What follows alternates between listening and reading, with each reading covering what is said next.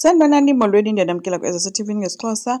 Kwambambo ke wonke umuntu gebethuna uphinda apho bevela khona. Usibongile uthi uphinda esikolweni, uvele phi emsebenzini. USangweni yena akabonakali ndaba athi xa bembiza ke wafika ufika akanxibanga uniform.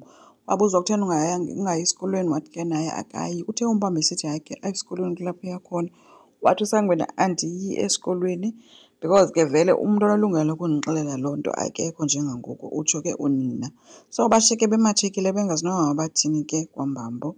So emsebenzini ke avele phi uSipho uze kuye uzocela uxolo ngento yoba ethi wamgxotha kabuhlungu umhla wayefuna uzolala kwakhe kungekangcwatywa kowabo. Endaweni ubuvele phi amamele into ithethwa usuke wathi uyavuma. Uyabuza omnye uvuma ntoni, uthi uyavuma ke ukumtshata njengamntu ke wayekhe wacela ukumtshata, bamhleka ke bona. Kanti ke uSibongile yena uthe xa efika kwakwenzo caba ke ukwenza umlandile xa esuka eXhopho baya endlini yakhe apho ufike khona wazosurpriswa ke kubomvu kuhle kunjeya kusazoselebhrethwa i-Valentine's Day. So uyatsho kukwenza into yoba zininzi into ezabaphazamisayo zenza into yoba bangayiselebreythi. So uthe before abheke esikolweni ngcono baqale apha azomenzela le nto. USamke ke uyifumene itshansi yokuvula ke ifowuni kaDeliwe apho azifumene khona ke ii-messages ezithreatenisha uphetheni into yoba makamncede otherwise yena uzothetha ngemfihlo yabo bobayi-2. So uthe ke safunda kwabe kufika ke ubrother wakhe uNtombela. Ntombela lowo othi yena uporhelwa nguDeliwe, uthi akalali uyambona ebusuku uyavutha ntontoni. USamke ke uthi yeyi kodwa ke into yobhubha kukaDeliwe esesona sipho esihle esivela kuThixo. Ushiyeke ke uNtombela ekhamisile ile ntetha kadadewabo ke ebuza ukuba uthetha ukuthini, uthi sisipho kanjani. Bese sithi omnye hayi ithetha ngento yembali entle into yoba yaba sisipho because kaloku imbali entle sekuye yakhe ngoku. So bephulukiwe. Kwambambo ke uMandulo ulungiselela ukuhamba unikeza uMbambo iincwadi zeemali zabantu bebezizisa. Uthe ke kodwa xa before hamba ucela amenzele ifeyva, wathi nje ndicela ulungise into yalo mzi mayibe ngumzi oshushu lo kube khona umntu ongumama apho. Wathi uSamke.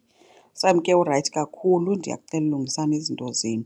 uMbambo ke uthe hayi uzozama ke ulungisa yonke into ozayothetha noSamke azame into yoba baphinde balungise izinto zabo. So bevuya ke uMandulo ethi hayi ke noba ungathi ndiyadlula emhlabeni ndawudlula kamnandi ndisazi into yoba ubhuti wam at least uhleli kakuhle. Ngenyani ke kangalibazise ke uMbambo ulibangise straight evenkileni apho azomfikela khona kuSamke. Ebehamba eprakthiza apha endleleni uba uzawuthini xa efika kuSamke. Uthe xa efika ufika uSamke ngelishwa emaxhaphetshu eqoqosha iibhekisi zakhe sithi uyaphuma uyavala. So uzawuphinde babuye bathethe. Ube ngathi uMbambo ezama ubeka into yoba hayi Samke ndicela sithethe. Wathi omnye hayi ndiya-understand avuma but njengangoku le into endiyifunayo iyaleqa. So uye wamshiya kanjalo ke bakhiya bemka. Bongile yena ubonakele ke ngqengqile ke sanebhedini kwakwenzo lapha eca kwakhe ke.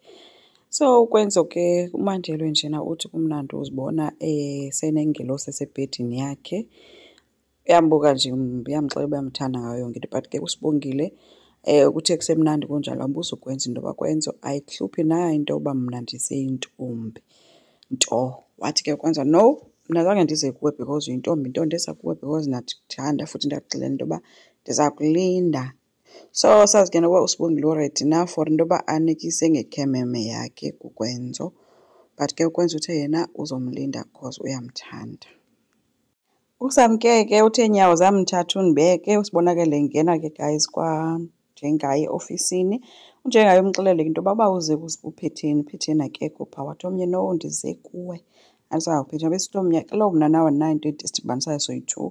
Wathi omnye okay kulungile kodwa ke ndize kuwe. Wamcela ke baphume. Wathi omnye ndizawuphuma but if ungaphuma ngalaa mnyango imfihlo endize nayo ngoku andingethandi into yoba uzisole ngoku uyiva soyiva kwenye indawo. Othuke ke omnye athi kwenzekani, athi ke omnye uphetheni wakho uyakrexeza unemfihlo enkulu. Uyakrexeza ethi andandi noba usaqhubeka nokukrexeza nangoku na kodwa wayekujolela watshitha etshithela wena ngoku nitshatileyo. So njengaye bethukile wathi ke ucinga uba uyile ngelosi ucinga uba uyiyo akayiyo. So ushiyeke ke unjengaye ematshekile because akayilindelanga into yoba ngathi umkakhe uyajola okanye umkakhe wayemjolela. Wazi uba nguye umntu owenze izinto not uphetheni.